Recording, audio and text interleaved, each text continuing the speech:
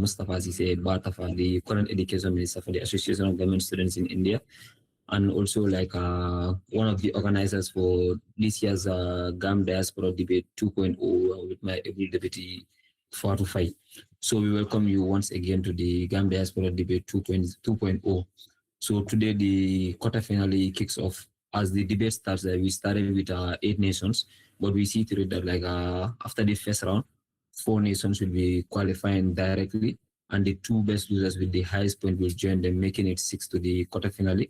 So today Canada is going to be facing off against India. So welcome once again. So without wasting much time, we can all pray in our various ways, and then we can get inside. Thank you very much.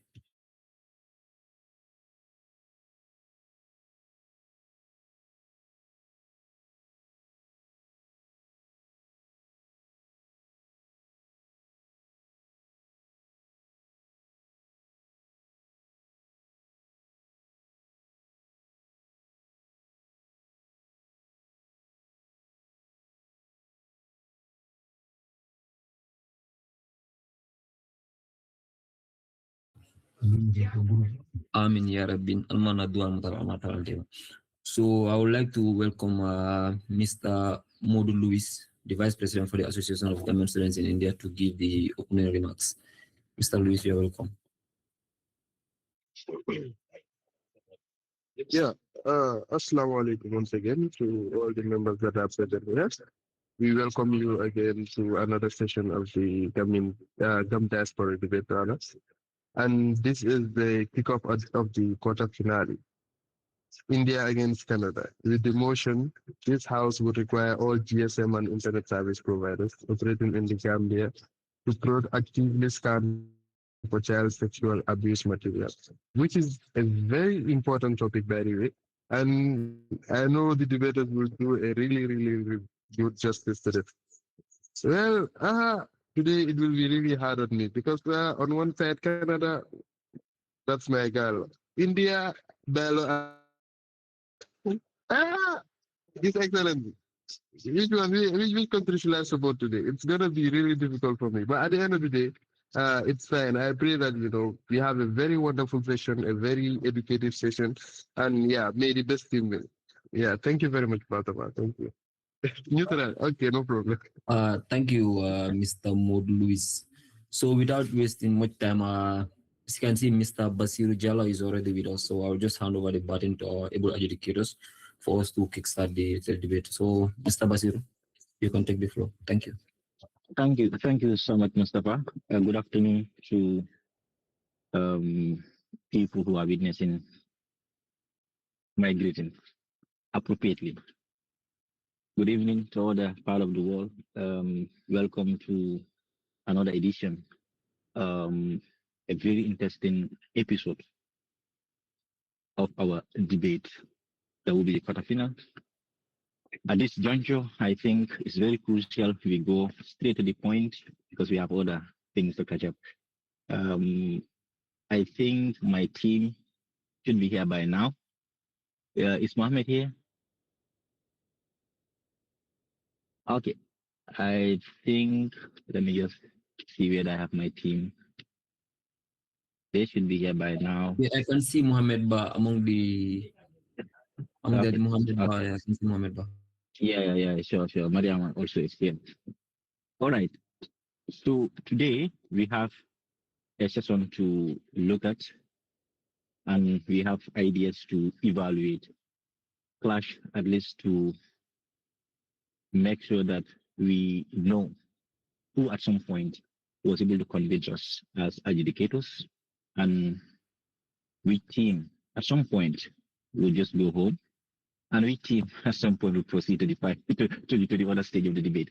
So if you have the debaters here in this house, I would welcome the opening government to take their seat. Or we talk about the opposition from the other side to assume there is a team to assume its seat. And if the floor is set, may I call on the Prime Minister of this House to start the debate by giving his or her submission. Prime Minister, the floor is yours. Or before I go further, let me just remind you a few rules. Number one, please, when you ask for POI, let us have some. If you ask for POI rather once, wait for some couple of minutes before you ask for another one. And if that is been asked, no response or something like that, please assume your seat. If not, it's going to disturb the debate. Secondly, I would emphasize that we are people from a very cultured society.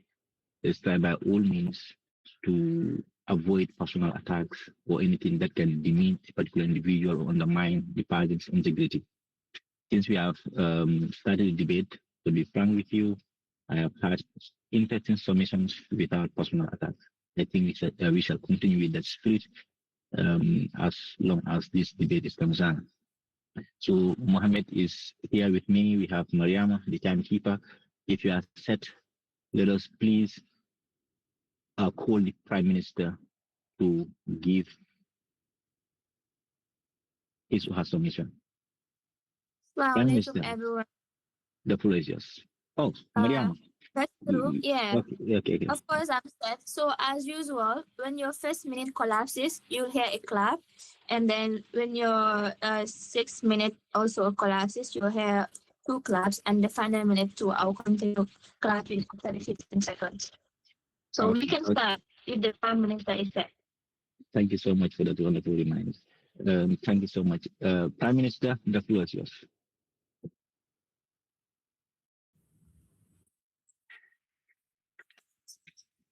Honorable Speaker, respected judges, ladies and gentlemen, as the Prime Minister of this Honorable House, allow me to give the structure of my debate. I will start by tabling the motion to this House, define the key terms, set a strict perimeter for this debate, present 3 co-arguments, outline the implementation plan, pre-reviewed opposition points, accept 1 POI in the 5th minute of my debate, summarize after which I shall conclude. So the motion before this House is, this House will require all GSM and internet service providers operating in the Gambia to proactively scan for the child sexual abuse material.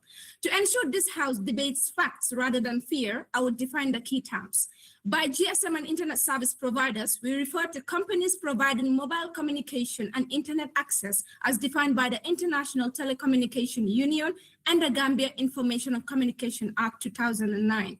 By proactive scanning, we mean automated detection methods such as hash matching and AI-assisted tools used to identify known legal content before or during distribution, as recognized by Interpol and the European Commission's CSAM Regulation Proposal 2022.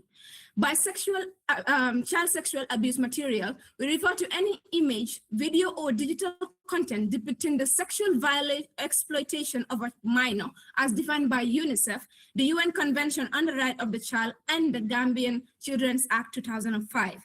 The Gambia in this debate refers to a digital environment where formal child protection monitoring systems remain limited, as documented by UNICEF Regional Assessment. Honorable Speaker, now to set in the perimeter of this debate. Honorable adjudicators, the motion is narrowly focused on the detection of content that is already illegal, specifically child sexual abuse material. It does not extend to normal messages, phone calls, or everyday internet use. The system we propose is content specific, not person specific. Moving on to my own points, honorable adjudicators, my first point, which is the tech privacy balance. Honorable judges, this policy preserves privacy because it is technologically narrow. We mandate perpetual hashing, not surveillance. Internet service providers do not read messages, view photos, or listen to calls. Files are converted into mathematical fingerprints and compared against database of pre-verified illegal materials. Section 23, subsection 2 of the Gambian Constitution states that privacy may be limited where it is reasonably justifiable to prevent crime. This system meets this test because it is automated, blind, and ignores lawful content entirely. Honorable judges, this is a global gold standard. The European Court of Human Rights has ruled that automated filtering is more right compatible than human surveillance because it removes human unconsented viewing. We're not using a tool vetted, we are using a tool vetted by the world's highest court to cut the world's worst criminals. But let me be clear. We're not invading the private lives of Gambians. We are securing them. Moving on to my second point, Honorable Speaker, which is economic security and global compliance. Honorable adjudicators, failure to act does not keep the Gambia neutral. It makes us a global liability. The UN Office on Drug and Crime links CSAM directly to trafficking, money laundering, and organized crimes. International bodies increasingly assess digital safety in national risk profiles. African peers have already stepped up, like South Africa mandated internet service corporations to lead the continent in victim identification. Kenya integrates detection in its cybersecurity framework to prove that safety does not require spying. If they can do this, then so can the Gambia. Let's understand that protecting children is not a policy luxury. It's an infrastructural requirement. Just as a bank without a vault invites robbery, an ISP without a filter invites abuse. Honorable Speaker, moving on to my third point, which is a constitutional mandate.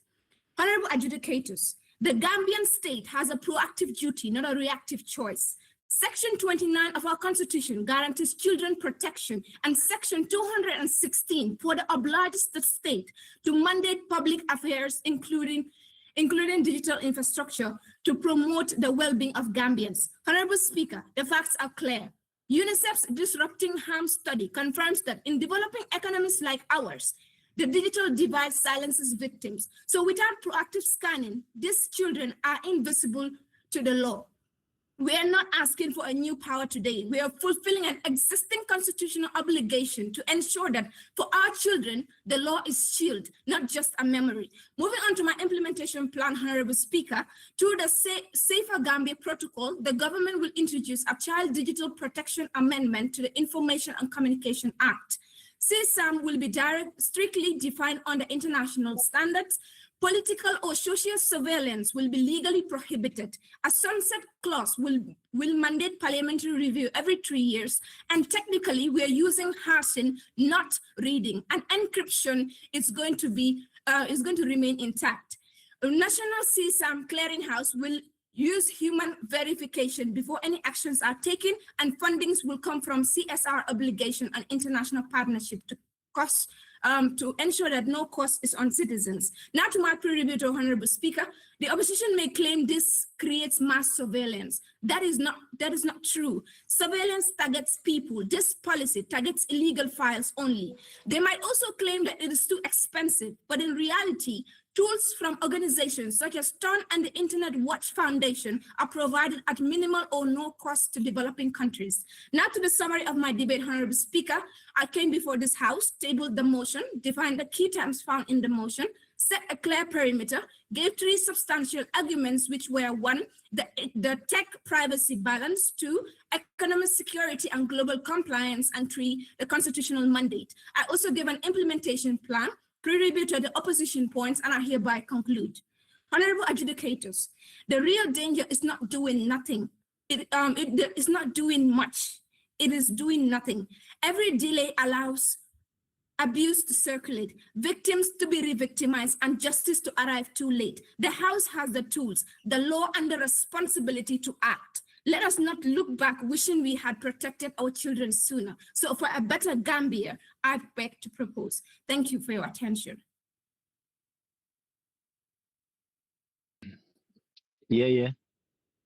Thank you so much, Prime Minister, for that wonderful submission. And now the House is set to hear from the opposition leader. So, opposition leader, the floor is yours.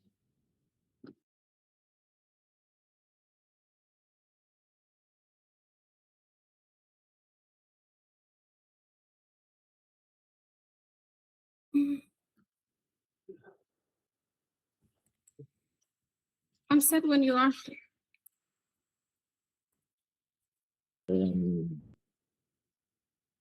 You may start giving your submission, please. Honorable Speaker, members of the House, with all protocols duly and respectfully observed, I'd like to give the structure of my debate. First, I'll redefine the key terms of the motion. Second, I would like to widen the scope of the perimeter. Third, I'll give rebuttal points. I'll give my points. I'll give an alternative. I'll summarize and conclude.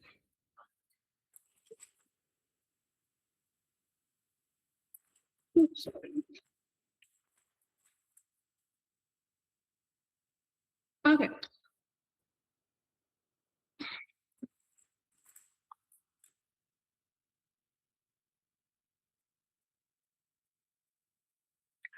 Honorable Speaker, for the purpose of this motion, proactive scanning means that proactive scanning in this motion means that GSM and internet services will provide actively and continuous surveillance on every person, on every user's content for a child sexual abuse material before or without a specific complaint, report, or court order.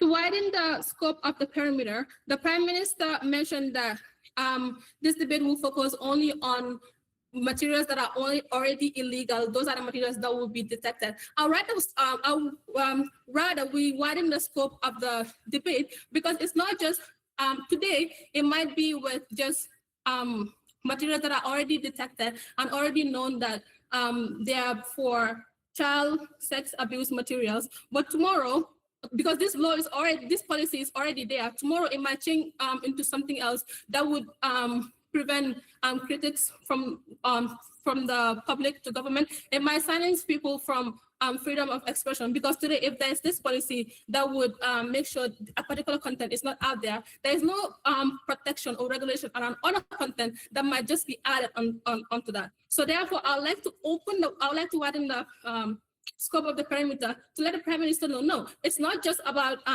detecting child sex abuse materials. No, it's about putting surveillance on the nation.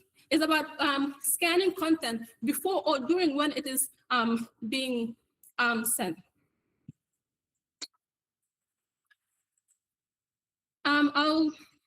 She also mentioned that this is about privacy.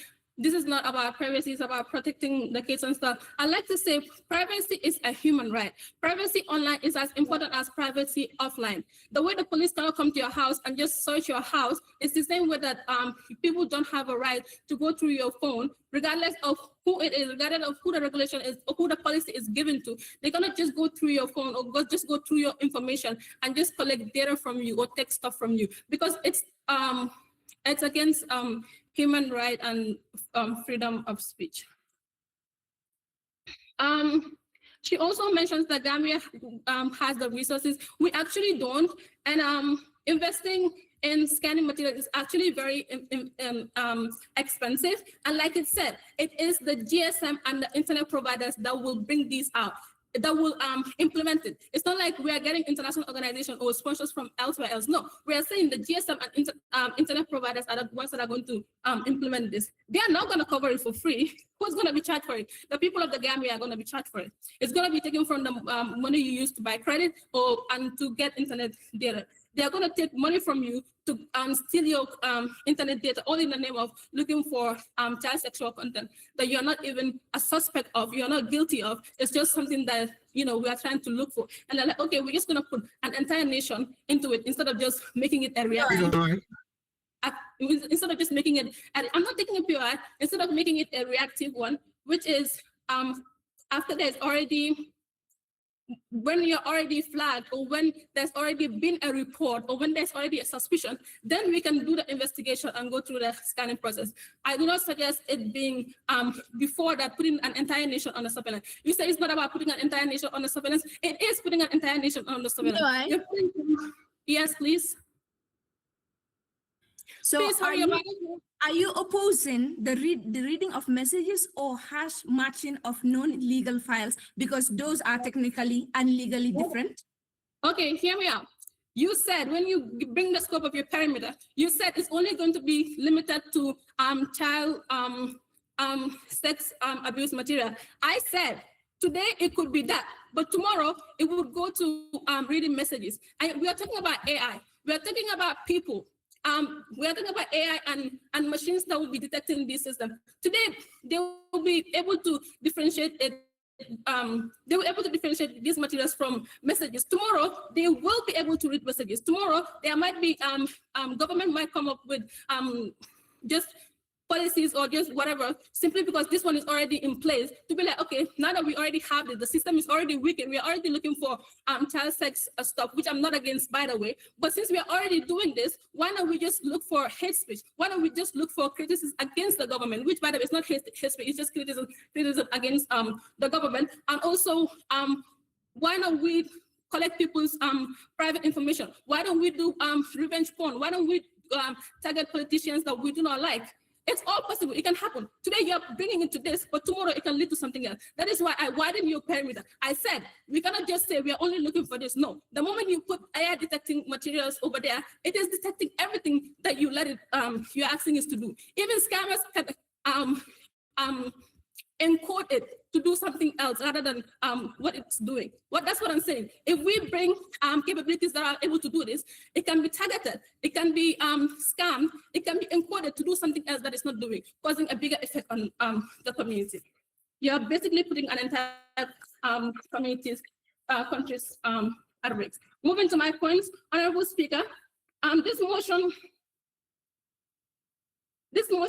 violates the fundamental human rights and freedom of expression by normalizing indiscrimination surveillance of private communication. International human rights law is made it clear that right to privacy online applies to just as it does offline.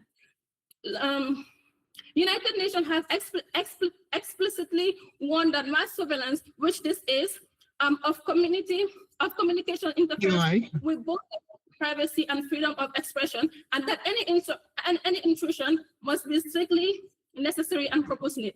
Proactive scanning fails this test because it monitors everyone's messages. It doesn't. You can't just come and say, "Yeah, okay, no, we are not monitoring everyone's message, or we are only looking for specific messages." No, the moment you bring monitoring, you bring surveillancing, you cannot control it. People will have access to it. People will encode it. People will scam it. People will target it. That's what I'm saying. You don't have control over it the moment you bring it down. Go bring regulations first before you come with these points. The European Court of Human Rights has ruled that bulk interception of communication violates the right to private life and creates chilling effects to freedom of speech as people alter their behavior when they know they are being watched. In a country with limited oversight and weak enforcement safeguard this risk, and it magnifies the risks. Therefore, this policy threatens the entire population as suspects rather than as criminals or rather than as offenders who are already been, who are already suspected. Moving to my second point, Honorable Speaker, this motion is dangerous not because of the intention, because of course we all want to be safe. We all want what's best for children. We don't want kids to be exploited. But we are saying the policy you want to put in place is not the solution. Rather, the policy you are putting in place is putting the entire Gambia at risk. Because of the power it creates. In the Gambia, platforms like TikTok, IG, WhatsApp are where political discussion, journalism, activism, and public accountability now happens. Requiring GSM and internet service providers to proactively scan content mean embedding surveillances across platforms that Gambians rely on to speak and to organize. Cybersecurity experts warn that one on-device or client-side scanning capability, when one on-site or client's service scanning capabilities exist, they can never remain limited to one purpose. Like you said it's only going to be limited to child sex abuse materials. No, this is evidence that it cannot just be limited to one purpose. And this is the reason why in 2021, when Apple proposed scanning for child abuse sex materials, it was not approved because despite the assurance, and cryptographers and privacy scholars warn that the same system could be used for scams and for revenge porn, for copyright violation, and so-called hate speech, which, by the way, the government comes up with just to silence people and to avoid criticism. For a democracy like the Gambia, still consolidating after years of state surveillance, which, by the way, started from something like this, started from saying, okay, it's just going to be from one stuff, but rather it ended up being a nationwide surveillance. After years of nationwide surveillance, this creates a dangerous incentive. Privacy is eroded and gradually, not suddenly. Please, if my protected time is up, can you please interrupt so I can know? Citizens lose control over what exists in their own device and democracy. Sorry, what? I'm not hearing. I'm clapping. Okay. This means you. Okay, protected time is over. Weakens through technology. Citizens lose control over what exists on their own device, and democratic safeguards are weakened through technology precedent. Once GSM providers and major platforms are legally required to scan content, future government can selectively enforce rules against critics while claiming legality. Therefore, this motion risks turning child protection into a tool of political advantage, and the opposition firmly rejects.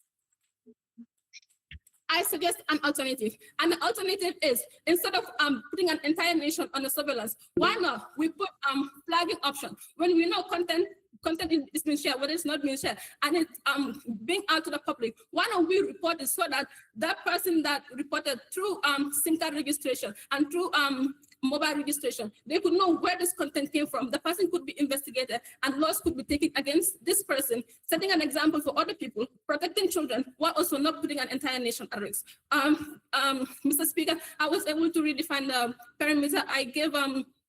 I widened the scope of the perimeter. I pre-reviewed the points that the Prime Minister came with. I gave my own points. I gave alternative. I summarize and conclude. Thank you.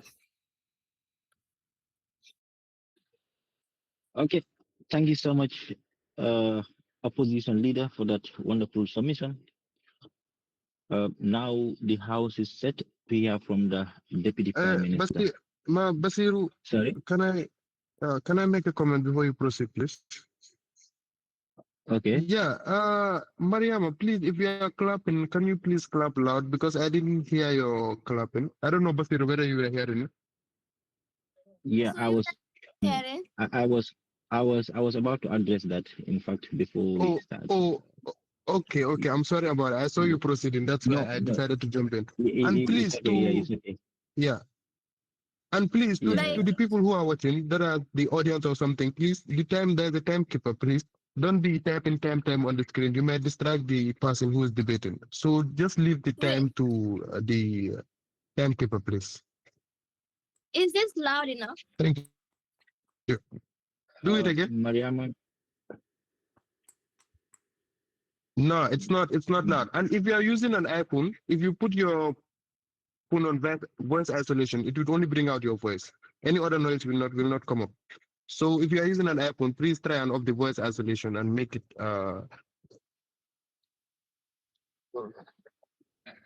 it standard, please.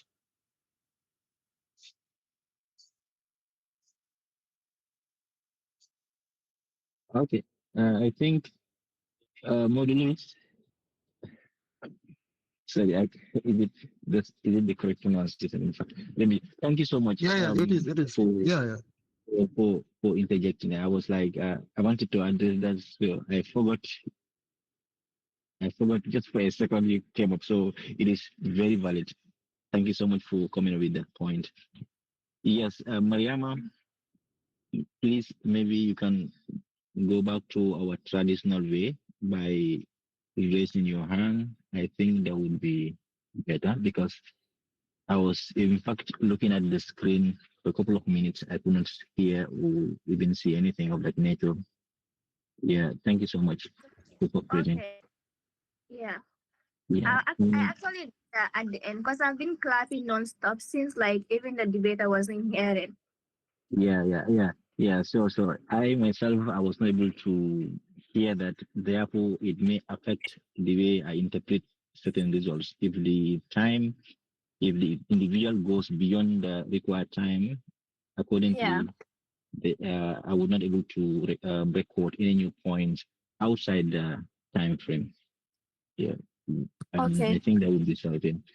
So thank you so much for the cooperation. And we are set to hear from the Deputy Prime Minister.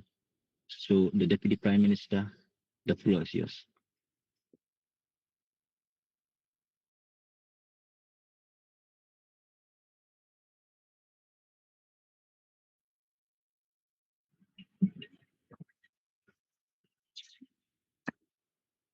Am I audible and visible, please?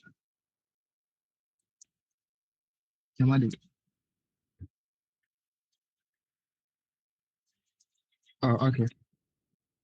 Honorable adjudicators, members of this esteemed house and our members of this august house and our esteemed opponents, I rise as the Deputy Prime Minister to strongly support this motion. But before I proceed, I would like to outline the structure of my debate. I will first start by debunking the baseless points made from this opposition bench. I will then move on to strengthen my Prime Minister's point. I will present my own 3 arguments. I will accept just 1 POI in the 5th minute. I repeat, I will accept just 1 POI in the 5th minute. I will summarize. I will then move on to conclude. So, Mr. Speaker, moving on to rebuttals. So she mentioned that this is mass surveillance. Mr. Speaker, mass surveillance involves monitoring people and their behavior. This policy does the opposite. It ignores people entirely and looks only for illegal files. No profiles are created, no communication patterns are tracked, and no identities are watched. You cannot call it surveillance when the system does not even know who you are. Mr. Speaker, they also claim that the Gambia lack the technical capacity. Okay, but you do know that capacity is built gradually, not overnight. This policy relies on simple automated systems, not advanced surveillance infrastructure. International partnerships provide training and support. Other countries like Rwanda, with similar resources, have implemented such successfully. Mr. Speaker, they also mentioned that this violates freedom of expression. Really, are you serious? Freedom of expression protects lawful speech, not criminal exploitation. Legal content remains untouched. Therefore, free speech remains fully intact. No journalist, activist, or even citizen expression lawful views is affected by this policy. There is no freedom in exploitation of a child. Mr. Speaker, I will then move on to strengthen my Prime Minister's point. On tech privacy balance, honorable adjudicators, at the heart of this motion is a simple truth. Modern technology allows the protection and without intruding into private lives.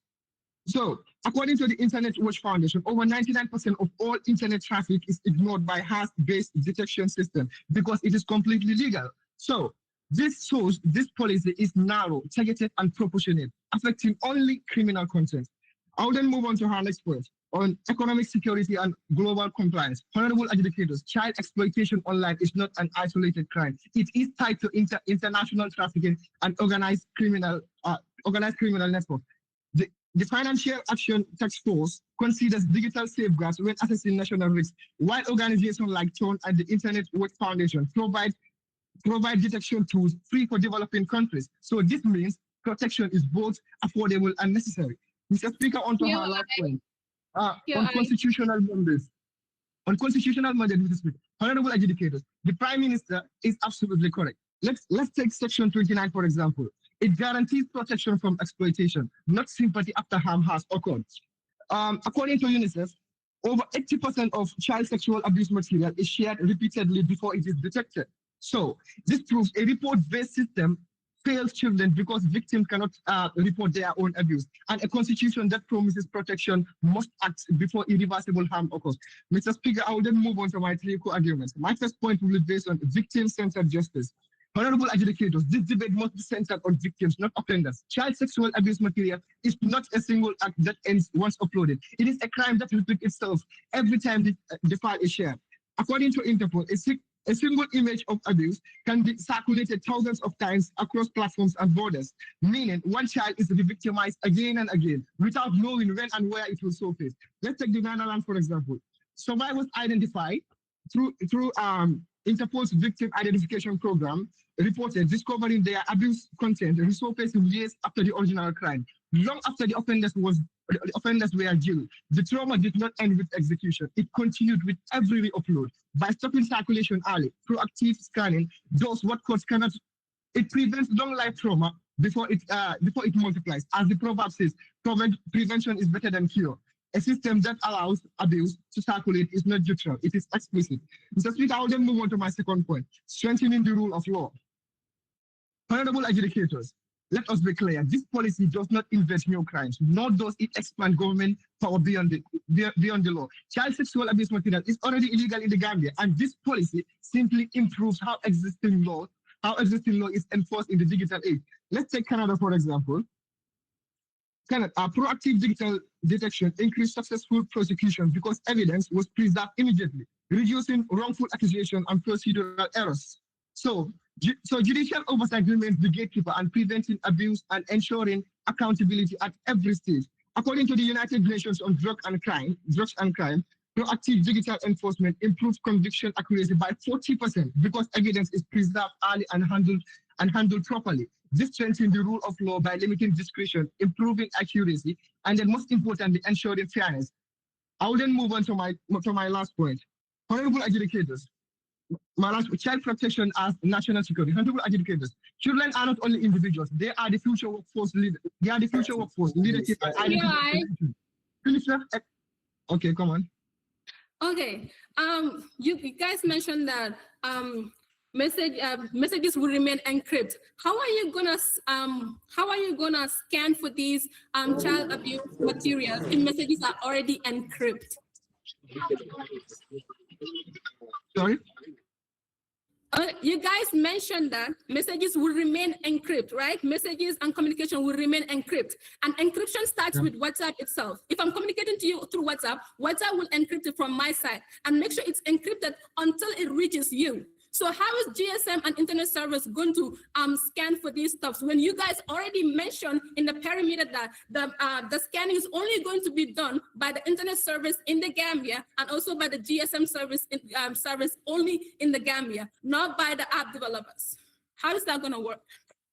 As we mentioned, by a proper training by the Internet Watch Foundation, a proper detection plans will be made, and then it will be successfully implemented, as we already mentioned on how we will implement it. Mr. Speaker, I will continue on my third point. According to UNICEF, it estimates that 1 in 5 children globally faces online sexual risks, making digital safety one of the defining challenges of our time. A society that cannot protect its children online becomes vulnerable offline, as trauma weakens families, communities, and national stability. In the modern world, digital safety is national safety. This policy builds resilience by protecting family, strengthening communities, and aligning the Gambia with global children. So, Mr. Speaker, I will then move on to summarize. I first started by debunking the opposition claims. I strengthened my Prime Minister's point. I presented my own 3 points.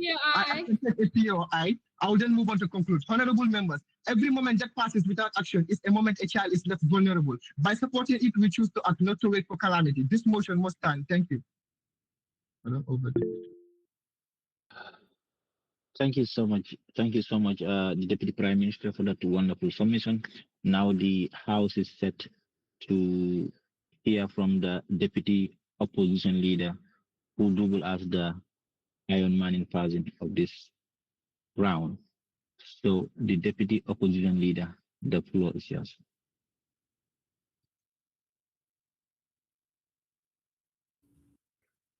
Honorable Speaker, members of the House, with all protocols duly and respectfully observed, I'd like to give the structure of my debate. First, I will strengthen the points given by the Prime Minister. Or actually, I'll rather rebuild the points given by the government bench first, and then I will strengthen the points Prime Minister. Sorry? Deputy Opposition Leader, could you please switch on your camera so that we can see you? It is a requirement. Sorry, I didn't realize. Okay. Sorry, I didn't realize it was off. Honorable Speaker, members of the House, I'm guessing now my time will start from fresh, right? Yes. Okay.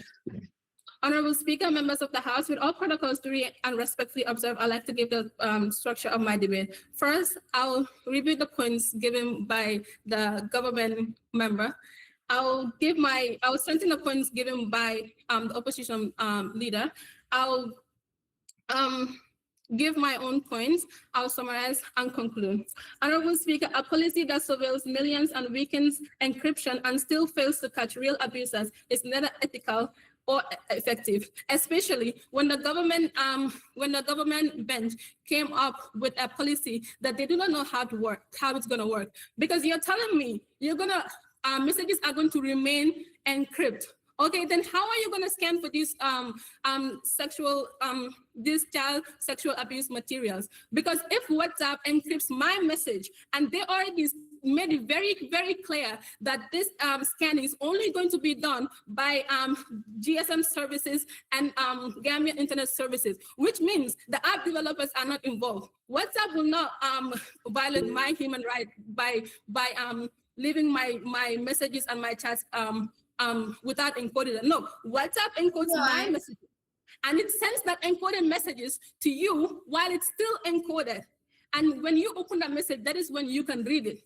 through that transfer, there is no such thing as being able to know what is in that message. No, it's encoded. Therefore, AI cannot detect anything that's in those messages. No one can detect anything that's inside those messages until it reaches you. That is why WhatsApp is trusted, and this is why 80% of the population of the Gambia rely and use it as their preferred form of communication. Accept that, please. Can you point to where in this motion end-to-end encryption is broken or messages are decrypted? Can you please do that for the House? Sorry, what? Can you point out where in this motion end-to-end encryption is broken or messages are decrypted? Can you make that clear, please? So what I'm saying is, you saying messages will remain encrypted is what does not make sense. For AI to detect child sex abuse materials, there are two options that could be done. The first option is to do a client scanning, which is my messages being scanned before they are being sent, or my messages being scanned from you after they are already sent, or the encryption is what will be weakened. I'm even giving you a suggestion. I'm telling you, if you want to bring this up, there are only two ways that you can do it. It's one, by weakening encryption to make sure encryption is weakened and these things can be recognized, or you make it a client-to-client detection, which is basically violating my rights, because when you do that, you're scanning everything I am doing. You're scanning my communication, you're scanning my images, you're scanning everything I am sending. That is what I'm telling you. I am not lost. I know what I'm telling you. I am telling you, you cannot scan these information without doing these two options. No, your PI is not accepted. There's only two options. It's either you weaken encryption or you do a client on scanning. That is the only way you can scan for this. That's the only possible way. That is why I said, if you want to do that, you are weakening encryption or you are failing to protect our human rights. That's what I'm saying. Moving to your point, you also mentioned that AI will filter everything. AI is the one that would be responsible for filtering this. That would mean every Gambian is that, again, you're still saying this is not mass surveillance. It is mass surveillance because you're telling me that AI will be filtering people's messages. Which again, it doesn't even make sense. I feel like I don't have points to debunk because you don't have points. Because everything you're saying is you're still coming back against yourself. You're telling us you want us to filter stuff by AI, but you're also telling us that messages will remain encrypted. Then how are they going to be filtered? There's no other way. There's only two ways of filtering. It's either you weaken it or you do a client-client violation. They also protection is better than. Of course it is. That is why we are protecting the people of the Gambia. That is why we are protecting privacy. That is why we are protecting government information. That is why we are protecting our security and military forces from being violated, from being scammed, from being available to in the wrong hands. That is why we said this is not the best option. We want child to be protected. Yes, we want that. But we are saying the way you want to do it is not the right thing. When you do it like that, you're causing more harm than good. Again, everything else you mentioned all goes back to proactive. What we want is reactive. When we know a suspect has already been flagged, or when we know this is already suspected, we can go for it. We are going to set, we said, instead of doing this, why not you set systems that will, like the Prime Minister said, like the opposition leader said, why not you set education systems in place? Why don't you do community sensitization, whereby people will recognize patterns and report them early? Why don't you open helplines? That's what we're saying. The opposition leader also mentioned that it's a violation of human rights, which of course it is. You cannot come to my house and search me without a warrant. You cannot go through my phone and search my stuff without a warrant. It doesn't make sense. She also mentioned that it can cause government from doing things that favors them. Again, which is true. If I have someone that is going against me and I know I have a way to stop them from going against me, what would you do? Of course, you will use it. You're going to use it. Again, so you can hack people's phone. You can do use information against people. You can even scam people through that reason, which I'm going to be going to in my next policy. Now I am moving to my point. Honorable Speaker, this policy sounds strong, but in practice, it targets the wrong people. Evidence from law enforcement briefings and cybersecurity experts show that offenders do not operate on popular apps. Show that Offenders do not operate on popular apps. They operate on private platforms, on invite-only groups, and they are constantly changing platforms to avoid detection. This means that GSM and internet providers mostly monitors ordinary users, while real offenders simply move elsewhere. We have seen this problem again when Apple wanted to do this. They could not have done it because of it's not effective. Honorable Speaker, mandatory proactive scanning by the GSM and internet services provide creates a fertile ground for scammers and extortion rather than safety. Once citizens know that platforms like WhatsApp, TikTok, YouTube are under surveillance, people will be able to use it to send links to people, be like, your account has been flagged, click this to click this to get it removed. Your content could be stealing, your money could be stealing, copyrights could be stealing, and so many other things. I summarize and conclude by saying this House should not accommodate this policy. Thank you so much, Honorable. That is the Deputy Opposition Leader for that wonderful submission. Thank you so much, guys, for that wonderful clash. I just want to tell you that this is a very interesting topic. I decided to at least send it to our panel to review it and make and ensure that this topic is being brought forward for a debate. We wrote a policy brief on this, I think 2 weeks ago, and we came up with recommendations. We were saying that the EU should not pass this or whatsoever. So I was like, okay, I wanted to hear what would my people say at the end of the day. Now, I just want to give you a synopsis of how we approach this before we go for a recess. That is during the COVID-19 pandemic in 2021.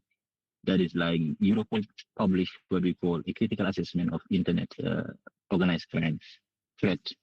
One of the key findings was like, okay, expose the widespread circulation of child sexual materials, abuse materials shared on peer-to-peer.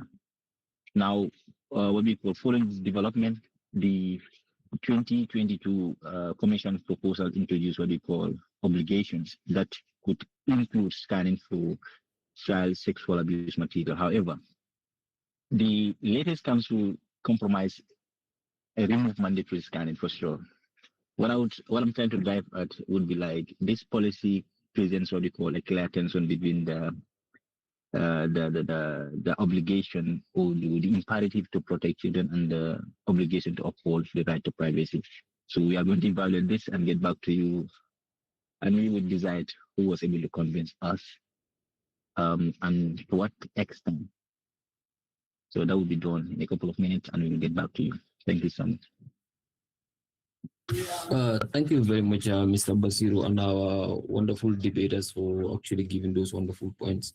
So moving on to the next thing on our agenda. So the floor is open for contributions from the general members. Madane, you have been shouting, so this is your time. Come. Manana. So I think we are having Abdullah Nja as well. I saw Modu Louis. So the floor is open. Whoever has something to contribute, you can just come in. Thank you.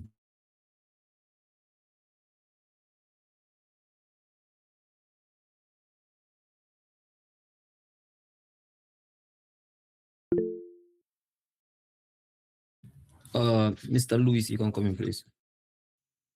Yeah, thank you. Thank you very much, Batafa. What? I told you call on Ma. Where is Ma? My Ma was just prepared for the event. Yeah, but still, this was a very interesting topic, to be honest, at the end of the day. But still, I wanted to be convinced. I wanted ideas about this thing, because this topic I was also thinking of ways that, okay, we are going to implement this, but it's really difficult at some point at the end of the day, because some of the debate, when they were debating, I'll just mention points. I'll not mention an individual. I cannot even remember who said it. But the thing is, WhatsApp is another different private application. And when we talk about GSM operators, we are talking about, let's say, the network providers or cellular providers in the Gambia, like, QCell, Africell, and the rest. So the thing is, okay, how are they going to do that? But first, what are the child abuse materials first. You know, those are the things we should consider first. What are those things? Some might say, okay, photos, videos, audios, or AI generating photos and videos and all of those stuff. But the thing is, okay, how are we going to make sure that we can scan all of this from all the people who are in the Gambia, one, without going through all the messages of those person, or without accessing all the privacy of that person. Because the thing is, even if we have a body that can do all this scanning and all of those stuff, hackers can tap this system anytime. And one, if they tap the system, most of the time people do share their pins, their ATM pins, or their bank application and all of those stuff. That might bring a very wide mass robbery or something. And the other part is, okay, there are sensitive information that can be shared between peer to peer, and those information, they were not meant to be in the internet or something. So how can we make sure that, okay, the technology we are using, one, will not store people's information. Two, the scanning, how is the scanning going to be done at the end of the day? Well, from a computer engineering background, it was very difficult at some point, because I was even thinking of ways we can do this that can provide security, that can provide privacy, and also the scanning can be done. But to be honest, I don't really see ways which we can do this. And well, even if the GSM operators have this scanning machine, one, will it be able to scan these private individual applications like Snapchat, Instagram, Twitter? Will it be able to do it? That's another thing. Will the machine be able to do it? That's a local machine in the Gambia. Will it be able to scan this international private application? That's another thing to consider. Well, but I'll stop here for now. Maybe someone else might come with an idea, and I'll jump on that. Thank you. Thank you very much, Mr. Luis, for those wonderful contributions. So I can see Mr. Abdullah is here with us. He's one of our alumni, and I can say one of our alcalos. So, Mr. Njai, if you have anything to add or contribute, like, the floor is yours. Hello, good afternoon from the Gambia. Thank you, Mustafa, for I really done this to participate even though we know the level of Gambia. But really was really impressed and I was really Sorry, Mr. Njai. Sorry, Mr. Njai. I don't know whether it's only from my side. Like, your line is breaking, I think. I don't know whether you're using a port or what. It's kind of breaking from mine. I don't know whether it is okay. Do I switch? How about now? It's okay. It's okay now. You can go ahead. Thank you. Thank you. Thank you very much for having me. Specifically, I just joined to learn and enjoy what's going on, because it's part of us specifically to participate or have my friends now. I just have them for Louis and the other day. Really do better. But having said that, I'm really impressed with what in Ghanaian. Definitely, there is much development. Taking the lead in this, it's definitely a step in the right direction. To congratulate the team, the educators, executives, and everyone else that has been behind I'm successful. I have to be grateful that within the topic concerning one, like some of you guys already said, data and privacy is really important. Following, there is a new policy with regards to personal protection, as well as that some of you already mentioned, that are in place. So implementing the problem, but things are there already. Now, talking about the issue of scanning, to show with the gateway, much can be done. Because remember, only what so probably the scanning, because I know there are a lot of professionals here, probably can give more idea, but the little understanding I have, or I know, it can be done with the help of the gateway program there, that filtering anything, and probably that could be done in queues. Would use some of these terms, some of the queues. For instance, and that's about terrorists. If your messages are too much on terrorists, probably you'll be blocked. Why are those things happening? Because of those keywords. So in IT, mostly keywords are very important. When filtering, that's how you filter about some of these messages and some of this content, and then work on that and build all your cases on those things. Yes, much done. If the system is available, if the people are prepared, we don't have to worry much because therefore was the system that probably could be placed at the main way to filter whatever is coming in. Remember, the main access is the internet. Despite you are even the only bypass you can have probably would be a VPN. That is taking your location. Connect from the Gambia, your data or your internet or your whatever can filter. You just need the system in place and they can know how. But it's really doable. It's really possible, and I hope it would really help because, like some of you said, when Peter said in the COVID, there are a lot of scams that have happened. Lots of them. You know about such cases where people numbers and what we are. So honestly, this is really important, and I know I wish government policymakers are here to talk some of this good. Well, thank you. This is just little I wanted to share with you. And I'm really grateful and happy that you guys are really being. Thank you. And congratulations to all the. It was so contested. Thank you very much, Mr. Nyai. So, Amikebe, if you have anything to add, the floor is open.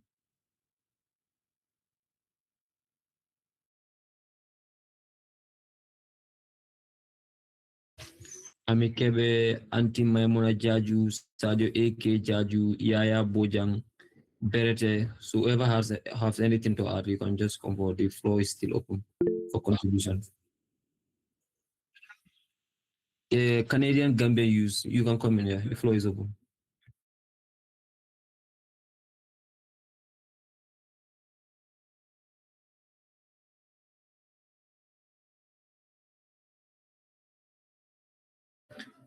Canadian Gambian youth. Yeah, you can come in. You can come in.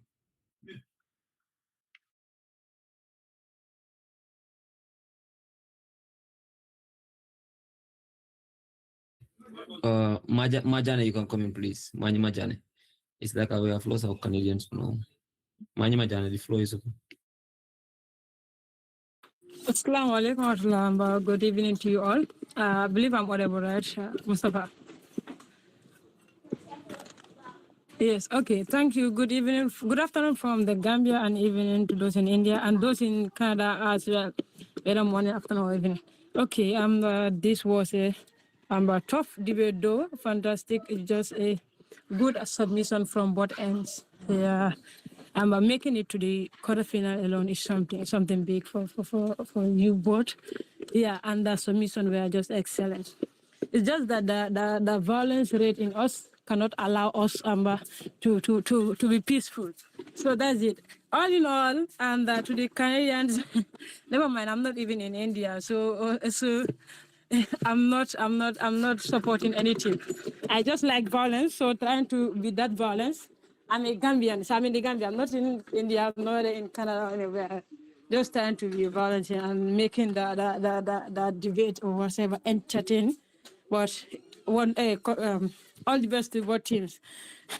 Bulam ko jere hol dal. Gamin dal nila is always like this. We try to create violence in the group to entertain people. But I believe we are not used to it because last meeting I was not there, last debate, so that's why. But any debate that I attend, fire always. Thank you all. Back to you, Mustafa. Thank you, Ma. Thank you very much for that. So, Canadian Gambian Youth Development Association. So, I don't. Okay, you can comment. I don't know whether it's Amikebe or is the president.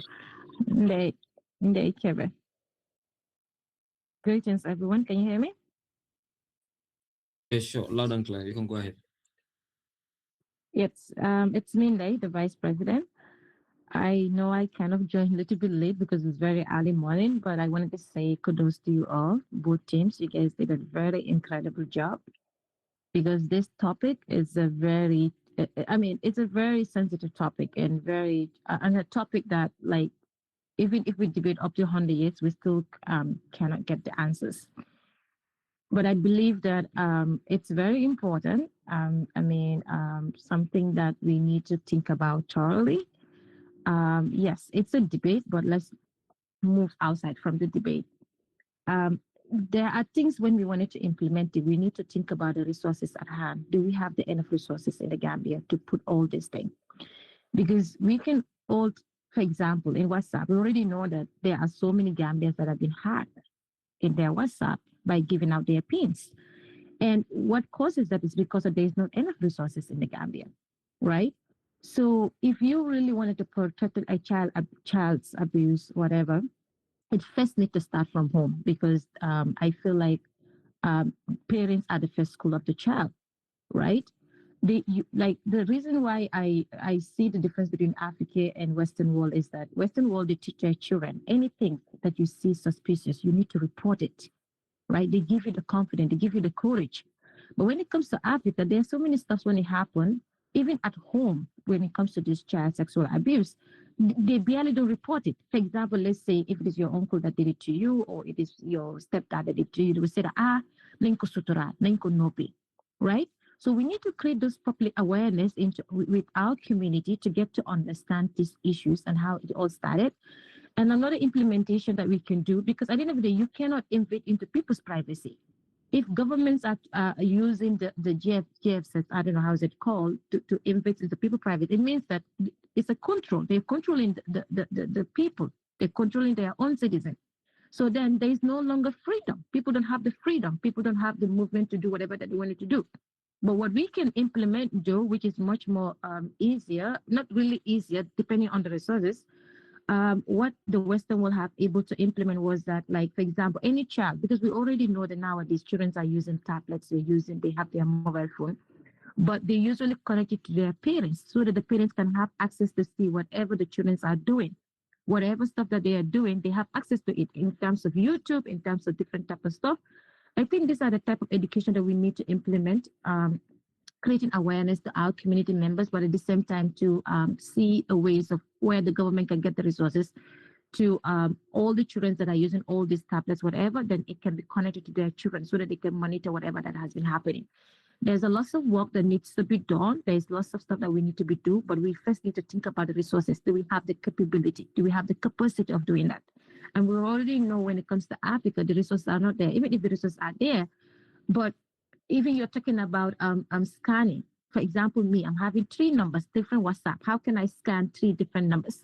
What about if I'm a government official and I'm dealing with sensitive information? So you're letting me know that the GSA can have the right to scan the stuff that I'm doing. That's not a threat to our people, but also it's a threat to the national security, because these are the type of stuff the hackers are everywhere trying to get stuff. So I would just leave it as this for right now. But I think that there's a lot of education that needs to be done. I really like this topic. We shouldn't stop it here only for debate, but it's something that we need to sensitize our community. Because I've been working with different community members, I realize that most of them, they have a child trauma with all this abuse. But most of the time, we think that's only in the internet, but some of the stuff happen even at your own house. But every day, this word, family, like patati patata, so everything begins at home. Yep, I rest my case at that. Thank you very much, and Kebe, for those wonderful remarks. So yeah, that's a very, very good one. So before accepting any other person, I would just like to acknowledge the presence of our alumni members. That is the 8 executives, 7 executives, and the various that were part of the leadership council of the Association of Government Students in India. We have in our midst the welfare minister of the 8 executives, that is Marjane. We have Mr. Njai, we have Mr. Fati. We have our able president as well, Kuragal Dutehi, Amut Ragal Foundation, that is Mr. I'll even call it again, Mr. Mbo. So Mbo, if you have anything to add, the floor is open.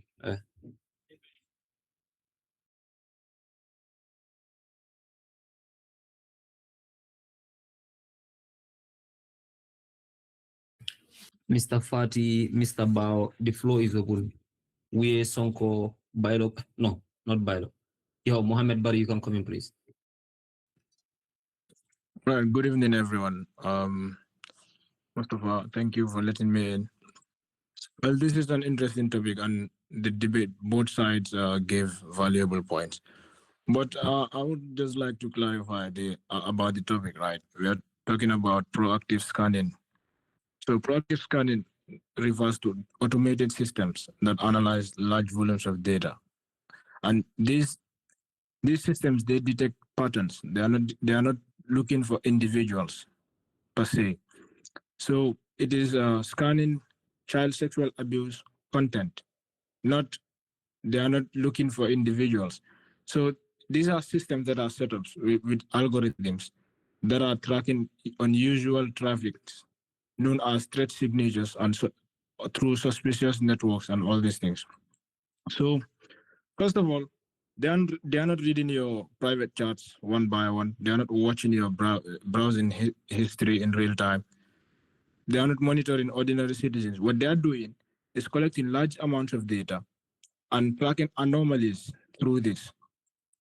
So when you talk about the legalities of this, first, when this data reaches, when like the data reaches a certain threshold, let's say they get a certain threshold of data when it comes to sexual abuse content, that's when they will go and request for warrants in order to listen into some of the conversations that these people, the individuals, are having themselves. So it is unconstitutional that like they would read the charts directly, like in WhatsApp, or listening to phone conversations.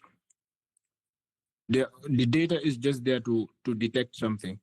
So then when they have a correct threat, then they would go to pursue a warrant or emergency powers in which would lead them to be able to search these individuals' phones.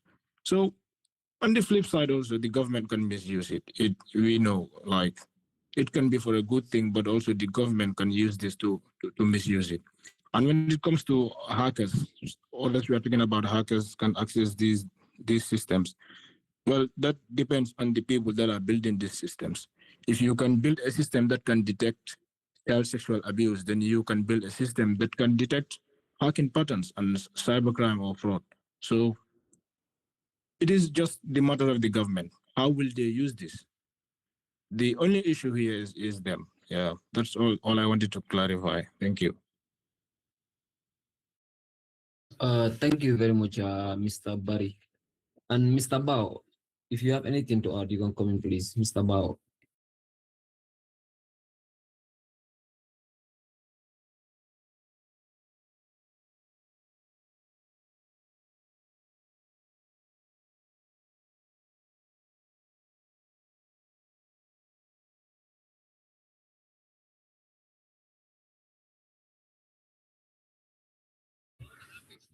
Mod Luis, Mr. Sajo, AK Jaju, if you have anything to add. Musa Sise, yeah, my brother, you can come in, Mr. Sise. Oh, Mustafa, thank you for having me in. What Mohammed says really makes sense. It's like when using an automation system, it's going to just filter out a pattern of child abuse.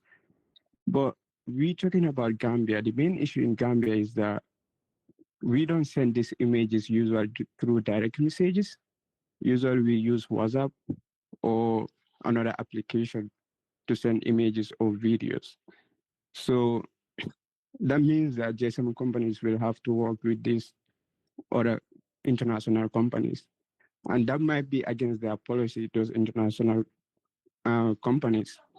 So it's going to be really difficult because they won't want their client, they won't want people like accessing client information, and they will lose client for that, obviously. But the most thing in Gambia is that we don't use direct message sharing, like those kind of information. And that makes it even harder for them to track. I think what Ami said, that's really right. Everything starts at home. Like we need to be observant what's going around in our neighbor house. If things are not fine, we report it. I think that's the best way to go about things. But using automation system can be good, but at the same time, when it fails, it's gonna be worse, and that's not good for us, individual and international, because when your phone is being monitored somehow, it limits you to send important information, confidential information, and that's not really good. It's a sensitive topic for real, and it's really important. And all the debaters make a very fair point. Yeah, that's all I have to say. Thanks. Thank you very much, Mr. Musa Cisse. I'm not surprised because your surname is Cisse, so I know wherever the Cisses are, like the things we are going to, our contribution is going to be completely different from the judges, from the Kiankas and the Baribunkas. Yeah, thank you very much for this wonderful contribution as well. So, Mr. Sadio, AK Judge, and I can see someone in the comment that is Binta Boja. Binta Boja, you can come in and give some contribution. And Mr. Sadio, Modu Luis, whoever have anything to contribute, you can come in, please. Batava, why are you disturbing my president this much, boy? I'm representing the presidential department. This is my area. This is tech area. Leave Sadio alone, please. Why are you doing this to us?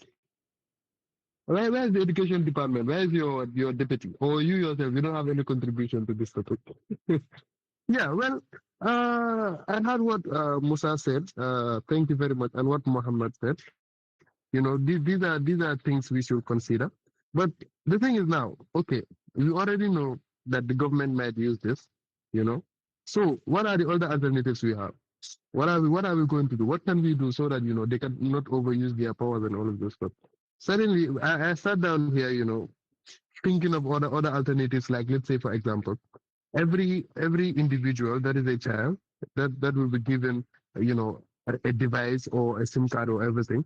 We can install it on those people so that it will only affect the people who are. But another thing is, in the Gambia, you should not get a SIM card till you are 18 because you need an ID card to have a SIM card, and that doesn't commonly happen to the Gambian population. So that's another thing.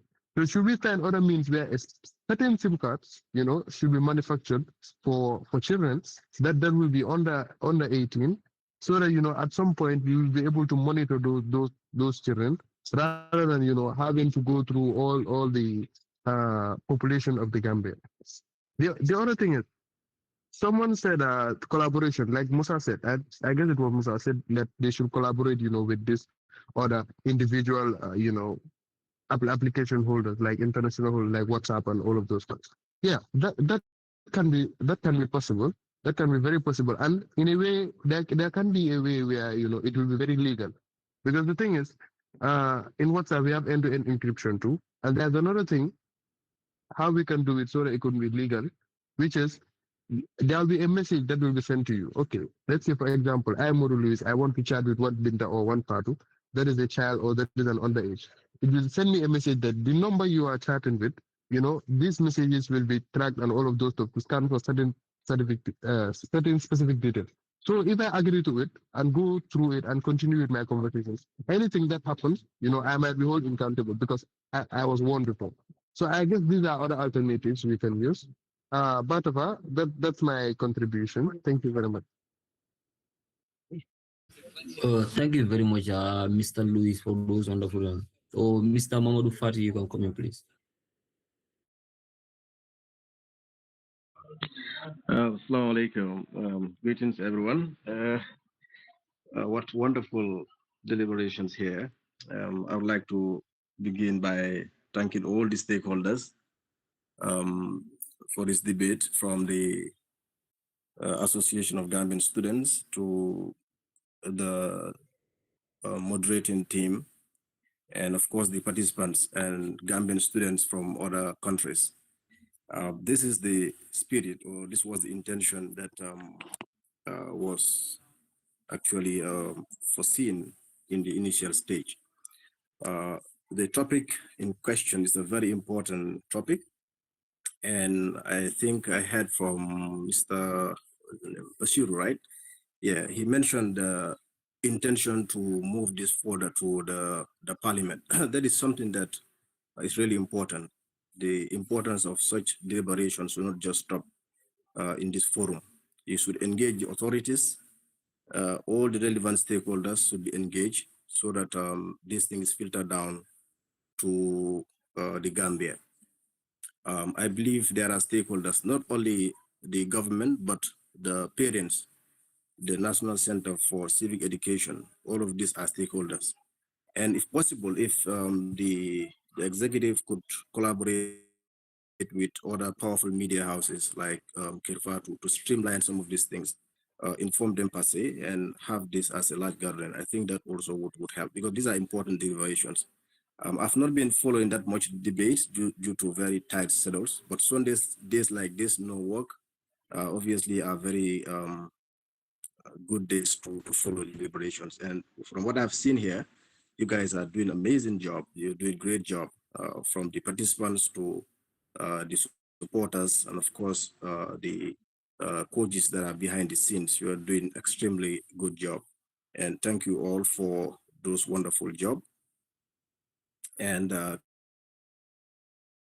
creating awareness. So coming back to the topic itself, there are key terms in this topic, and the key terms is GSM and internet service providers. Obviously, when we talk about the GSM and internet service providers, they are specific in the Gambia, and one of the other key term is proactively scanning.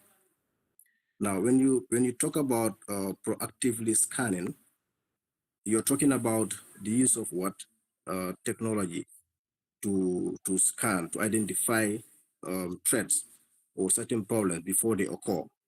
But once it occurs, for example, someone might have let's say these tourists that are coming to the Gambia might have a nude picture or some explicit pictures of a child and have it in their phones. So before they post it or share it either on WhatsApp or Facebook, the scanning should start from there. Yeah, but because once it is shared already, the damage is done and the trauma is there with the child again, because it's difficult now to stop it. So how do you scan how do you protect the child at that level? So that does not only involve government, but it involves parents, it involves all stakeholders, friends, sisters, everyone. So those stakeholders must be engaged at that level to help the police and all other people. And the parents also, there should be a social rule to give people phones, for example, like Maud Louis mentioned. You cannot just give a child a phone without guiding them, without educating them on the usage of that phone. So that is also important. Yeah, so I believe so far, so good. It's a good topic, and get all the stakeholders involved in it and push it again to the national platform and have it as a policy. It will help all of us. Thank you so much, and wish you all the best of luck, and good luck to all the teams. No loser here. You're all winners. In as much as you participate, you represent your country, although you are in different countries, but you are a winner. So wishing you all the best of luck. Thank you. Thank you, Mr. Mamadou Fati, for those wonderful words of encouragement as well and your contribution as well. It's going to be taken hard, and we are going to see how best we can actually put into action the things that you actually proposed. So, like the adjudicators are actually ready and the results are in. So, I'll just hand it over to the adjudicators to do the needful. So, Mr. Basiru, Mr. Mohammed, we are ready for you now.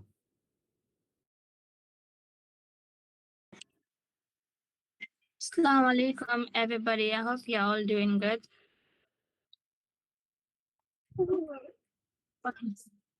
Okay, so first of all, I would like thank you to the organizing team, to the participants, and to everyone that is present here, like gracing this occasion with us. Thank you all for being here. So the debate was indeed very, very interesting. It was like a battle, I would say. It was like a war zone, but an intellectual war zone with words and a lot of good analysis, convincing points. And of course, it was very, very educative. Because this topic is actually a very, very important topic. And I would say this is a form of spreading awareness to everybody that is present here to be aware of child abuses, most especially in the media. So, sorry. So without wasting more time, I will just give a short general analysis of the overall debate. Of course, I'll elaborate on the time as well. Few um a few things for the participants to work on. So to begin with, Team India, the Prime Minister, the debate she gave was really, really interesting, captivating, and very good. Like from the beginning, it made a lot of people very, very interested because the starting determines how the debate is gonna go. You as a prime minister, your pace, your submission is gonna determine how the house is gonna go. So the prime minister was able to put the house in order because like you are the one that is opening the debate. So it's like you're the key that's unlocking the door. So however you set the house, that's how the house is gonna be following. And you did a very, very good job at that. The fact that you gave us the structure and you followed it so well, kudos to that. You've done amazing with that. And then you promised to take a POI, which you did. Congratulations on that as well. And you even went further to give us an alternative, which is as well very good. And from the fact that this is a policy motion, you were able to give us a stakeholder analysis and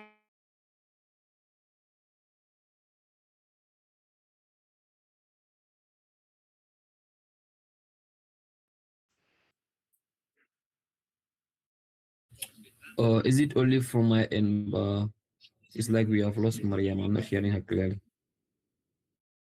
able to set the house in place. You're not hearing me? No, you can continue now. Now everything is okay. Now everything is okay. Now. Okay. So I was talking, I was giving feedback on the Prime Minister's part of the debate. So the Prime Minister, the definitions you gave to the key terms were all backed with references, which is very good because you need evidence to prove every point that you give in this debate. And then the points you gave to, you always quote from the Constitution or give us a source to back up your points, and which is so very good and commendable. So kudos to you. And on the closing government to the Deputy Prime Minister too did a good job. He gave us his structure and followed it very good. So I've been observing throughout the debate, all the participants were really able to follow their structure, which is something that is good because like if you give a structure, this is how the judges are follow through your debate and know how to rate you or to mark you, which you've all done and which is very, very amazing. So I would say congrats on that. And the deputy, the opposition leader as well from Team Canada, you gave a structure, you followed it, but when you came to redefine the key terms, where was the reference? You're supposed to give us a reference or let's say a source. Is it from the Oxford English Dictionary? Is it from a specific website? Where did you get it from? That was something that I didn't get from your submission. But you did follow your structure. You took a POI and then you even went forward to widen the scope of the parameter. So I would say very good to that as well. So for the time factor,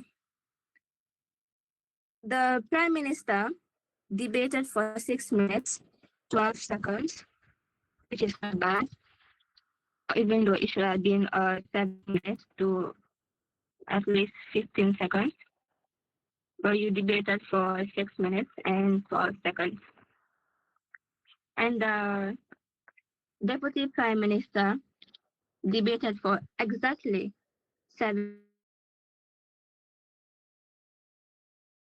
manage your time correctly and effectively and efficiently, which is very good that you were able to do that. Because time is really it's something that can really affect your debate and it can change the way that your results turn out. So you were able to manage your time and debate for exactly 7 minutes. And moving on to the opposition leader, your time management wasn't good, especially from the opponent opposition, like that is the opposition leader. Your time management wasn't good because when you came, like you were debating for 10 minutes, like you debated for 10 minutes.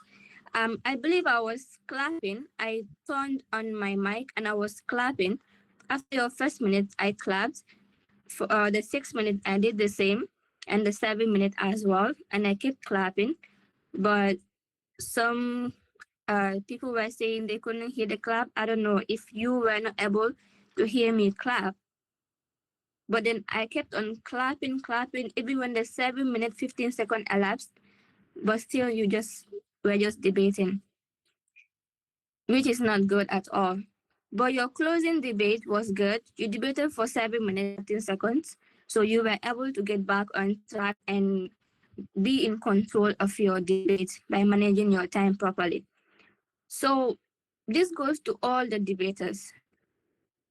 Instead of clapping now, I later on moved on to just raise my hand here, which I will say might have been a bit hard for some of you because you cannot always be focused on the screen to monitor when the first minute goes by, like to see the hand that is raised on the screen. So I would suggest if you are debating, have a stopwatch next to you and set your alarm to first minute, first 1 minute, and then set it to 5 minutes, and finally you set it to the last minute, so that you can also be able to know when your first minute elapses, when your 6 minute elapses, and when you're finally in your last minute. This will help you know how to go about with your debate and not get lost in your submission. Because we know, yes, it's not easy to be debating at the same time and keeping track of your time. It's not easy, especially when you have a lot to say. And when you feel the need, there is the need to prove that, like to prove your points and to put all your points forward. It's not easy, but let's just endeavor and try and do that. It can save us. And yeah. So one thing I would like to talk about is the POIs. The debate, this goes to all the debaters, right? We should try and improve our POI management, because some debaters will come forward and say, in my 5th minute, I will take a POI. And then we'll go to the 5th minute, people will be asking you POI and you still refuse the POI. Remember, you mentioned in your structure that at my 5th minute, I'm going to take a POI. So make sure you follow like what you said you're going to do. But then you will not take it in the 5th minute, and then you just keep debating. And some of you already know that your protected time, the last minute, and like you shouldn't be wasting your time taking a POI. Your last minute, you should be trying by all means. You summarize, you redefine with reference, like you remind the house, the judges, this is what I said I would do and this is what I have done, so we can all be on the same lane with you. Because when as you're debating, sometimes some people get lost, but then during your summary you bring the house together as one. Even those that were not focused or concentrating during your summary, they will get to know, okay, this is what this debater spoke about, this and this are the points that the debater gave, and this is the definition that the debater gave, and this is the references, or let's say the last minute, instead of wasting your time entertaining a POI. So like this is it. This is all I have to say. So overall, the debate was really good. I would like to call on Mohammed, if Mohammed is in with us. Mohammed? Okay, Mohammed is here. So Mohammed, you can take over and do the honors, announce the result for us, and also the best speaker. All right. Thank you very much. Thank you, Mariama. Please, may I confirm if all of you are able to hear me? Today, my internet is not at its best. So I don't know whether you all are able to hear me. Yeah, Mr. Mohammed, you're clear. I'm hearing you clear. All right. Thank you very much. And unfortunately, as well, I would not be able to turn on my screen because I am out, not with my laptop, and where I am right now as well, the environment is not very conducive. We have an event, so I just decided to steal some time and then sit somewhere to be able to speak. And in the event that as well as when I'm speaking and then you're unable to hear me because of the internet, please indicate because I might not know whether or not I am being heard. Yeah, so Mariama has done a good job. Mariama has, to a very large extent, said with the debaters as well as the audience what all of us as a judge or as judges would be able to or would want to share with the debaters with respect to the debate. And before I proceed with the announcement of the results and then the announcement of the subsequent announcement of the best speaker, I want to say a few things as well. And I will try and endeavor as much as I can to keep it very brief. Before I get started, it's important for us to clarify that as judges, when we are giving analysis, we don't necessarily give what we believe as judges. All right, we all are human beings. We all have our personal biases. And as far as I am concerned, as far as this motion is concerned, there's a particular side that I stand on. But when it comes to adjudicating, we try to make sure we take that cap off and then wear a cap that befits a neutral person with respect to the motion. So that is the reason why our adjudication is entirely dependent on what we are given. Even if it is not true, or even if it is not right, although we don't encourage debaters to say things that are not true, but as far as we are concerned, we are not judging the truthfulness of statements that are given. What we are judging is how a particular person is able to bring up points that are convincing, that are evidence-based. And to keep it simple, we are he who asserts, as we say as law students, he who asserts must prove. So that is exactly what we're looking for. So the brief analysis I'm going to be given is not dependent on what it is that I as an individual believe, but it's going to be entirely dependent on the motion at hand and respective points that the debaters have been able to give us. So that's exactly what we're working with. So with respect to the opening government, the job has been done extremely well, to be quite honest, because as far as debaters are concerned, there are things that are expected of them. And our expectation as adjudicators with respect to the role given to the opening government and the respective speakers, to a great extent, has been fulfilled. Specifically, with respect to the Prime Minister. The Prime Minister's responsibility on this debate today was to ensure that the key terms of the motion are clearly defined.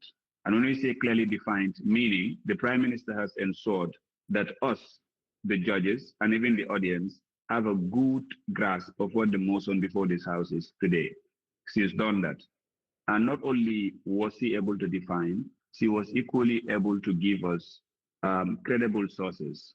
All right. She referenced the Information Act 2009, I believe. She referenced the Constitution of the Gambia. So we would say these are because even as adjudicators, we've already taken notice of these particular sources. We all know these things are in existence, so they are not disputable. So in that case, we will say they've already met the threshold for credible sources for any statement that is being made with regard to the motion at hand today. Not only was he able to give credible was he able to give definitions backed by credible sources, but he equally went further to give a scope. And her scope was very intentional. And usually that's what we try to encourage all debaters to do. If you leave your debate open, you're basically shooting yourself in the foot. Because if you leave your debate open, you're putting your opponents at an advantage over you. So her scope was very clear. As far as I am concerned as an adjudicator, she ensured that the debate is not about, because that is the main problem we have with a motion like this. In as much as it is going to protect children, but now how are you going to do that without it being at the expense of the privacy of individuals? Because if you're trying to solve a problem, we don't expect you in your quest for solutions for that problem to create another problem. So I think the scope that has been set by her is a very good one, because he made it very clear that it's not intended to target individuals, and the messages of individuals would remain encrypted. They will not be read. However, what the policy seeks to achieve is to ensure that there are mechanisms in place to detect illegal content. So that was the scope of the debate that he has said. And our expectation as well as adjudicators was to see whether or not the opening government would be able to tell us exactly how they intend to implement a policy like this. Because the topic or the motion is a policy motion, and then the Prime Minister has made it very clear they have plans, all right, with respect to how they intend to implement such a policy. And I was particularly impressed with the fact that not only did she tell us what they are going to do, but she equally told us how they intend to, like where the finance is going to come from. Because usually that's also where the debaters fall short. They will explain how they intend to do something, but the funding part is always left unaddressed. And that is not a very good thing, because we all know for the most part, most of these policies, their implementation would require some sort of funding. So she's already made it very clear how they intend to go about financing that. So the only problem or the only shortcoming that I would say the Prime Minister has had, the reason I'm saying has had is because this was a shortcoming that we saw in her first debate. And it's again a shortcoming that we have seen, even though there's been a bit of an improvement, but there's still room for improvement, which is the eye contact. So when the Prime Minister is making presentation, for the most part, it appears that the Prime Minister is not looking at the screen in a way that we would say the Prime Minister is not necessarily, because there can be an assumption. There can be an assumption from anybody, and such an assumption in a way might affect, because right now we're not all in the same place. So based on the Prime Minister's deliberation and her gaze, that is her eye contact, it can be argued that the Prime Minister might, I'm not trying to make that assumption, but it will be helpful if the Prime Minister can work on her eye contact to ensure that next time she debates, she's able to confidently look at the screen in a way that nobody would have any uneasy feeling as to whether or not the Prime Minister has a material where she's reading from, just to ensure that we're all on the same page. Apart from that, as far as I'm concerned, the Prime Minister has done an extremely, extremely great job, to be quite frank. So with respect to the opposition leader, I am particularly impressed with the opposition leader, because in as much as the Prime Minister did put her on a disadvantaged situation, but she has come up with points that are very important. Okay, because one of her points that I have taken note of is the sustainability part. So she's not entirely disagreeing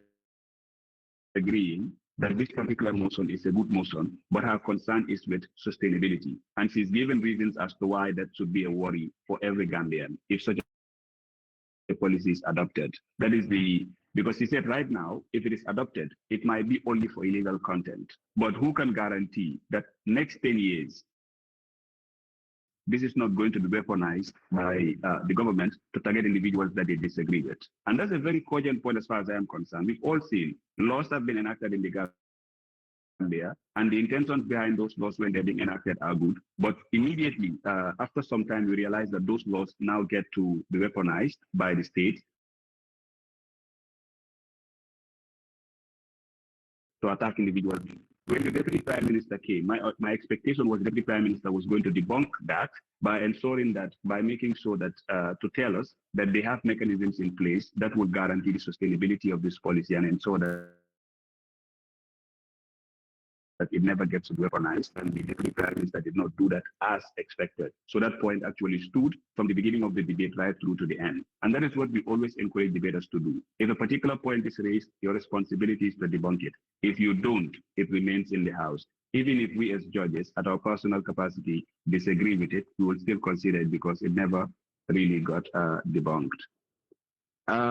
Again, she's done very well.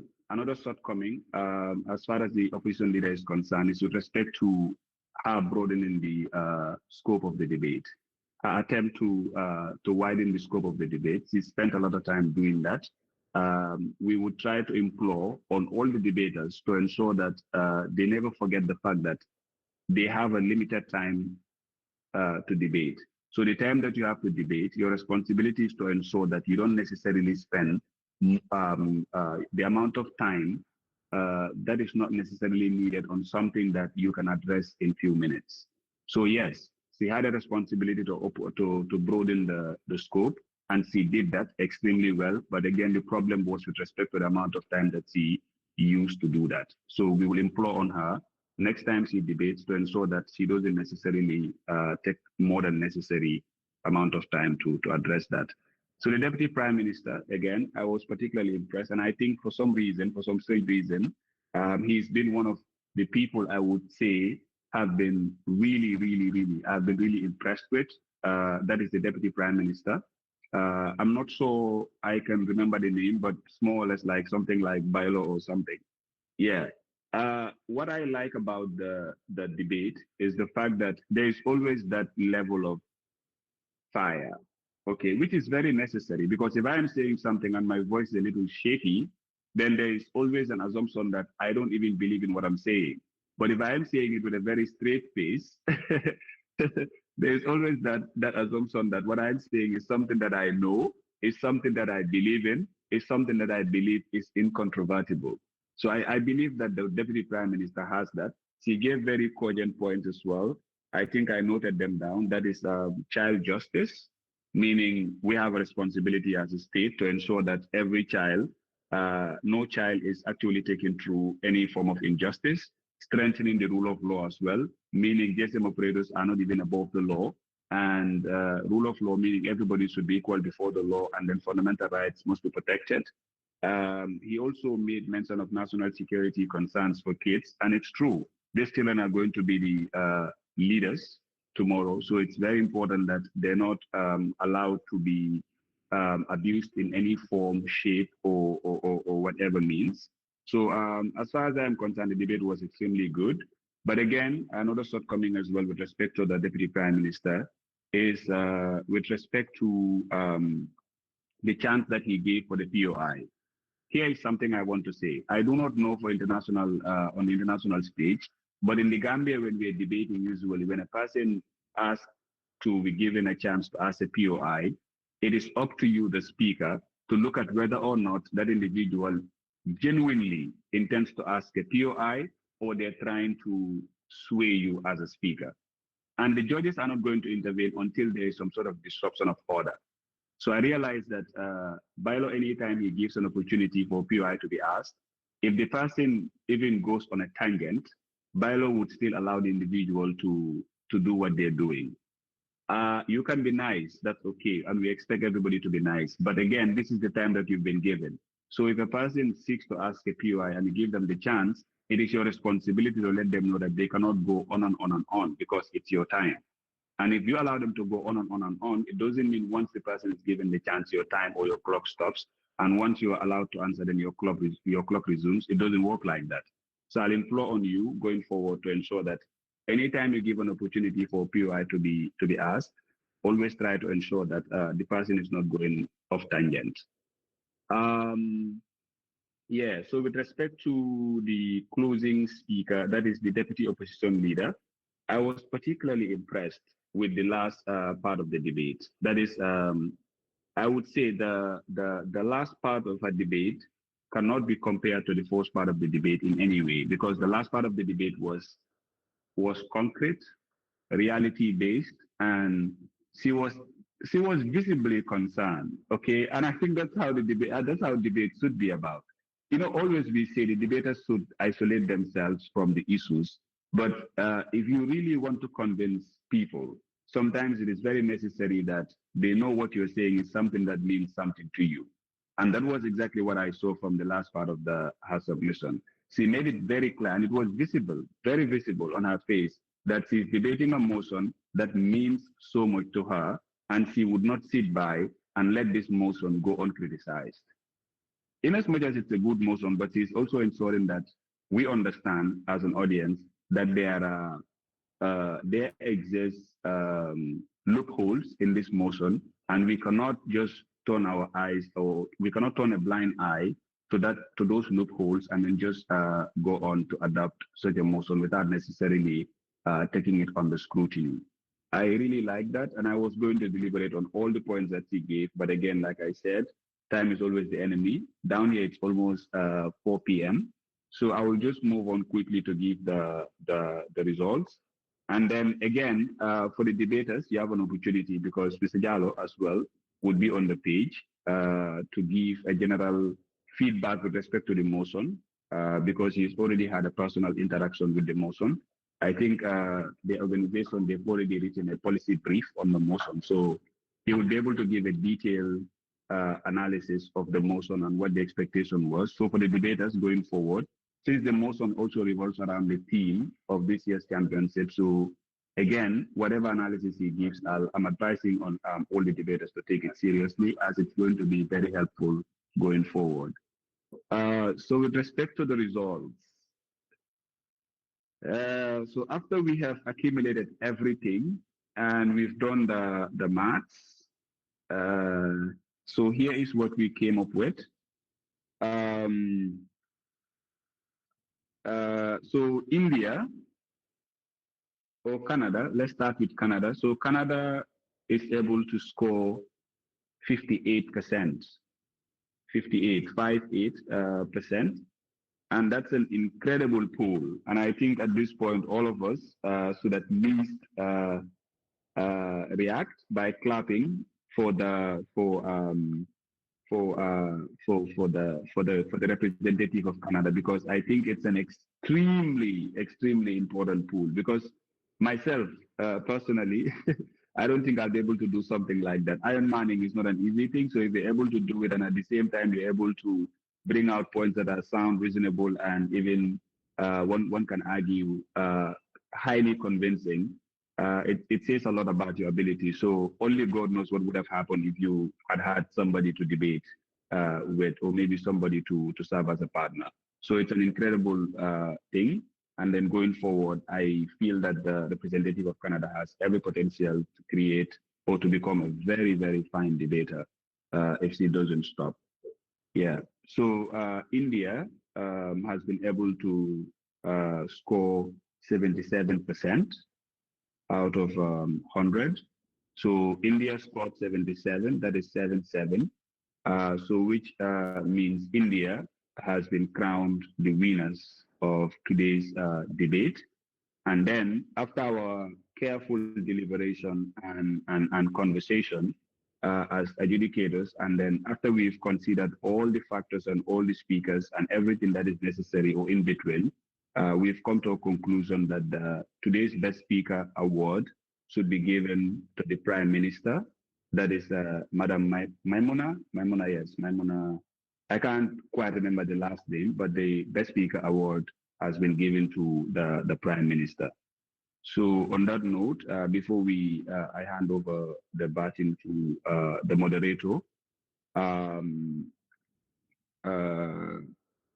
I will try to advise the debaters that Mr. Jallo, myself, and Mariama will be on the page for any concerns, for any clarifications needed with respect to the adjudication and the way forward, and anything in between that has to do with the debate so far.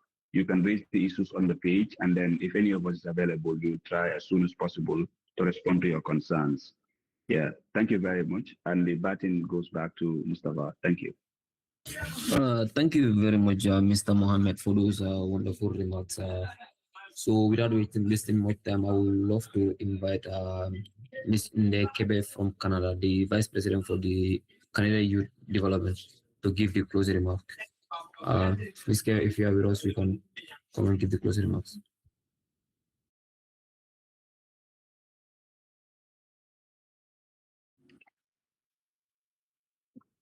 Can you guys hear me? Yeah, sure. You are visible. Yeah, I mean, thank you so much. I think this is really incredible. And unfortunately, we were expecting to win Canada all the way. But I wanted to say, first of all, thank you, Sima. I mean, because this came last minute, but you stood up on your ground. We have even tried the last minute to get somebody, but we couldn't get it. But you told me that I was going to do it. We are so proud of you. I mean, with the, raising the Gambian Canadian flag at high. Keep it up. Like what the speaker already said, don't give up. And next time we're going to come back stronger and definitely we're going to win. And I say kudos to the team of India as well. You guys did an amazing job. Amazing job. I think this is what shows what Gambian youths are really capable of doing. And you guys really stood up and bring a brilliant point. Even things that we didn't even imagine, I have thought about it now. And I believe that it's everyone's responsibility to make sure that we create this awareness into our community, into our families, so the child can be protected.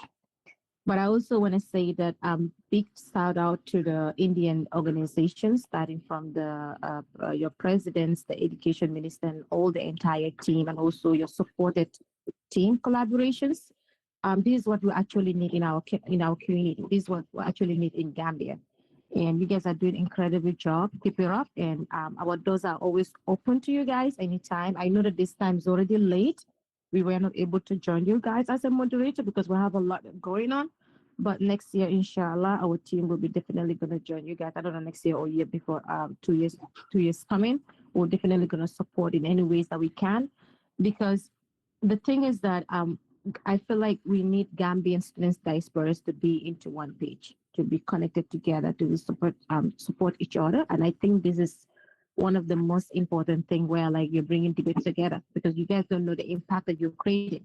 You guys don't know like how we have felt by coming up this type of programs. So I'm just saying the finger crossed and kudos to everyone. Kudos to all the supporters as well, all the way from Canada, India, Gambia. You guys are amazing. And also to the troublemaker, the lady that said that she's always like to put fire on the page. I think that's really incredible because when we're talking about debate, we're not necessarily talking about, yes, you have to bring point, you have to bring things that we know that is tangible, but at the same time, you need to put fire on the room. So on my own perspective, I would say that like there's a lot that needs to be done in Gambia. But at the same time, whatever policies that we wanted to recommend, we need to make sure that it's something reasonable, it's something feasible. Because you don't want to bring policies for the sake of bringing policies, but you have to also look at all angles when it comes to the beneficial. For example, we're talking about WhatsApp, right? You want to scan WhatsApp, but you have to also look at all stakeholders that are involved, not only as a child abuse, but also the end users. Also, what is the third parties? Let's say the people that own the WhatsApp, right? So when all those angles are looked into, when all those angles are actually we look at it, then from there we can come up with a concrete, something feasible, because the resources also matters. All these things, they are not easy. So that's why I always say that we need to start from the root ground, the grassroots. Your house cannot be dirty. For example, my house cannot be dirty, and the Gambian itself cannot be dirty. And I say that I just want to jump. Instead of cleaning my own house, I want to jump and clean the whole Gambia. So sensitization starts from home, the root ground of it. And I believe that most of the issues that we're having in Gambia is that most of our young youths, they don't have the courage and the confidence to speak. There are so many stuff that happen to them, so many stuff that are happening to them. But to the fact that we were trained to be silent, to the fact that we were trained to be like netali bahut, lol motax lu ci bari mu ngi dal suñ doom yi. So I think, like, I'm say kudos to all the organizers. Keep up. I think this is a very important topic that we really need to create more awareness. And thank you all. Yep, and thank you also for the opportunity. Appreciate it.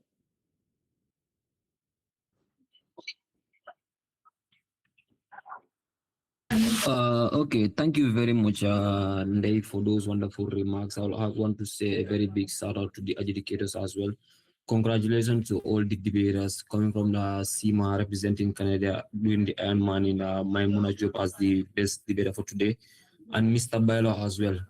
So this is not the end of the road as well, because like from this stage as well, like we are going to have 3 debate sessions because we already have 6 now. So meaning 3 will be qualifying direct, and we are going to have 1 best loser as well with the highest point. So there is still chance for everyone. I want to say a very big thank you to our attendees as well. So Embedo Fujam, Salma Sutedia, see you again next week. Gracias.